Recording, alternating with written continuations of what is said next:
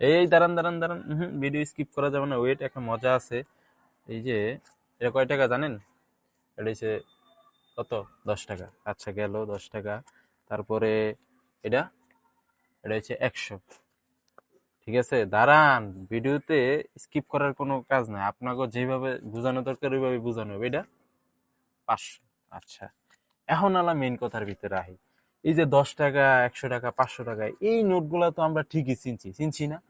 তাইলে এই যে প্রতিনিয়ত টাকা হাতাই, টাকা জিনিসটা সবাই চিনি, তাহলে আপনার আশেপাশের যে প্রার্থীগুলা যে নির্বাচনে দাঁড়াইতেছে, বা আপনার আশেপাশের মানুষগুলা, বিএনপি হোক, জামাত হোক, যেই গ্রুপের হোক, আমি এই দুইটা বড় বড় গ্রুপ দেখে বলতেছি, আপনি খুব ভালো করেই জানেন বিগত সময়গুলো তো টেস্ট করে আইছেন যে কেরা কোন দাঁচের, কার কিরকম জাল আছে, কে কিরকম টেস্টি, আপনার কিরকম স্যাটিসফ্যাকশন দিছে এই টিমগুলা।